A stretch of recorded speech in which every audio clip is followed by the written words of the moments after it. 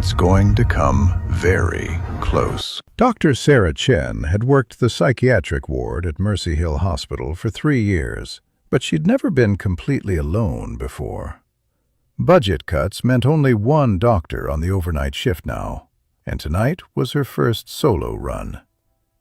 The fluorescent lights hummed overhead as she walked the empty corridors at 2:47 a.m. Most patients were sedated or sleeping. All except one. Room 237. Michael Reeves. The file said he'd been admitted 6 days ago after a complete mental breakdown. No family, no visitors. And according to the notes, he hadn't spoken a single word since his arrival.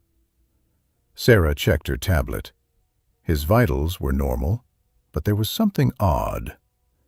Every night at exactly 3 a.m., his heart rate spiked dramatically for precisely 4 minutes, then returned to normal. The night nurses had noted it, but couldn't explain it. She decided to observe him tonight. At 2:55 a.m., Sarah positioned herself outside room 237, peering through the small window in the door. Michael sat motionless on his bed, staring at the wall. His back was to her. The security guard, an older man named Frank, approached with his coffee. "You watching Reeves?" "Just monitoring. His vitals spike every night at 3. Frank's expression darkened. "You should leave him be, Doc.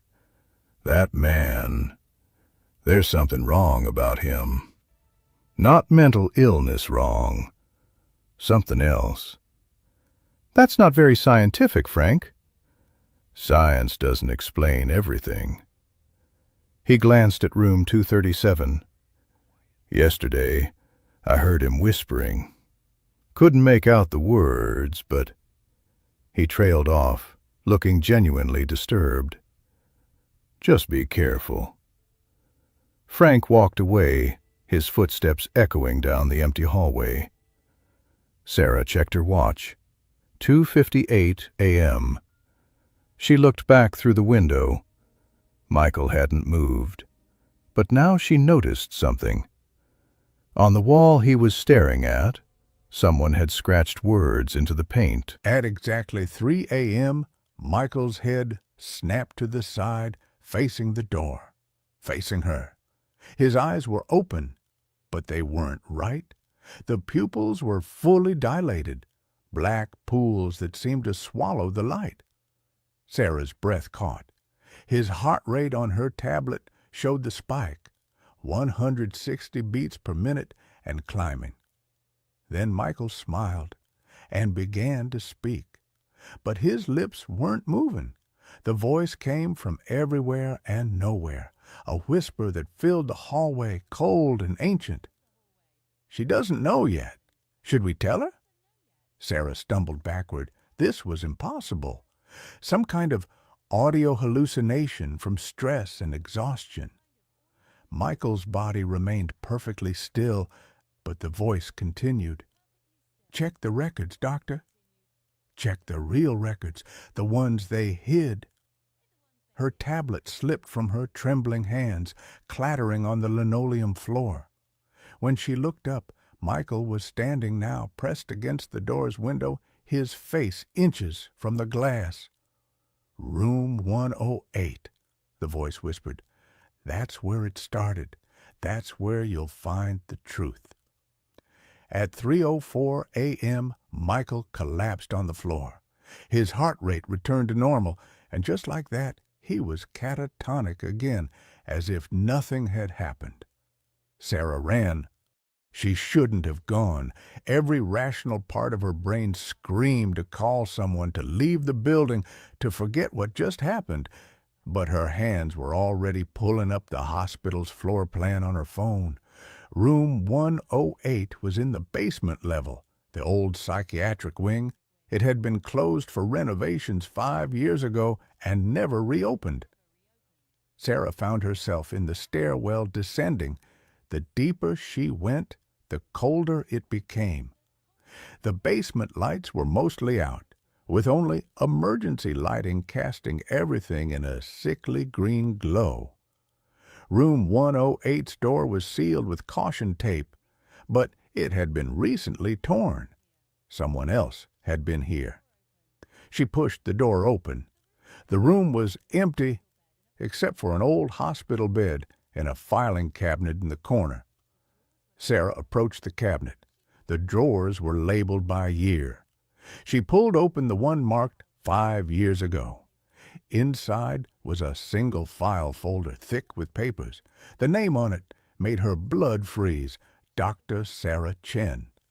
With shaking hands, she opened it.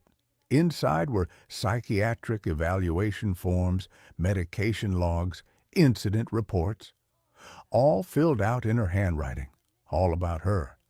Patient admitted after violent breakdown, severe delusional disorder, paranoid schizophrenia, danger to self and others. The dates went back 5 years. According to these records, she had been a patient here, not a doctor. The last entry was dated tonight, written in her own handwriting. Patient continues to experience elaborate delusions of being a physician. Delusions are remarkably persistent and detailed. Recommend continued observation. "No," Sarah whispered. "No, this isn't real." She ran from the room, papers scattering behind her.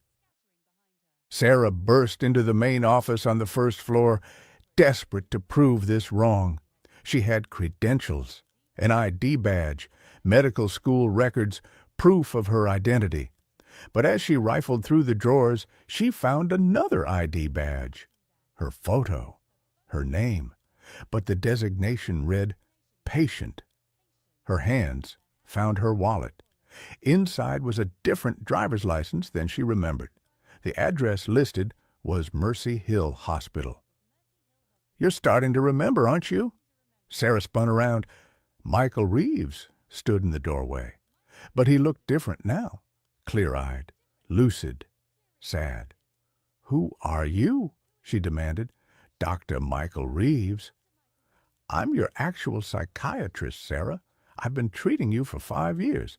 You had a complete psychotic break after a patient died under your care when you were a resident.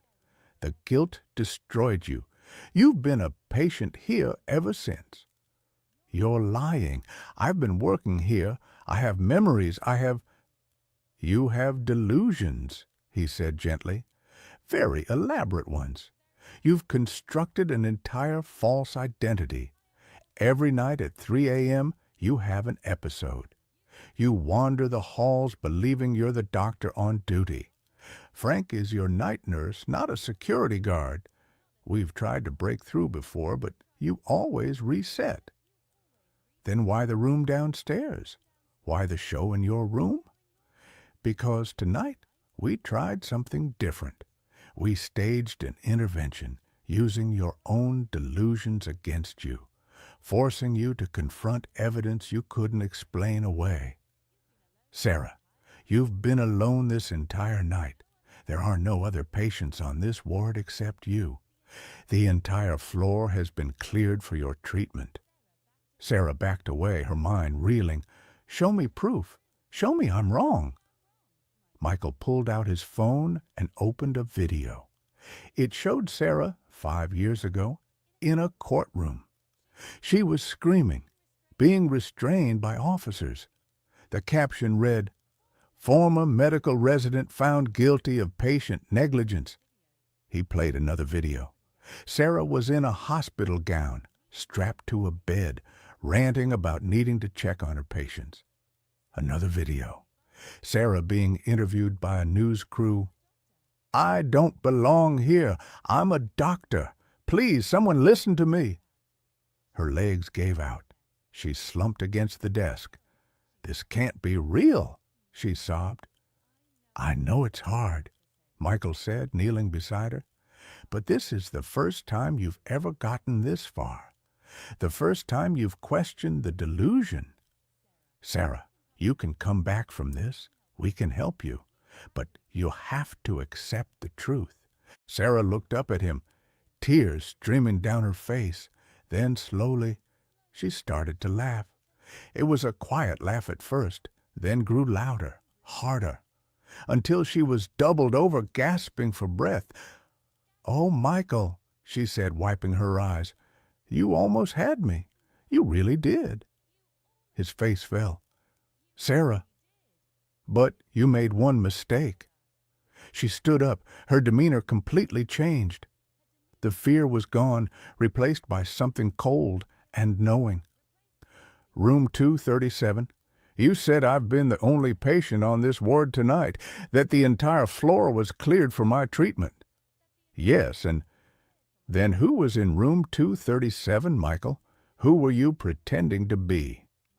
The color drained from his face.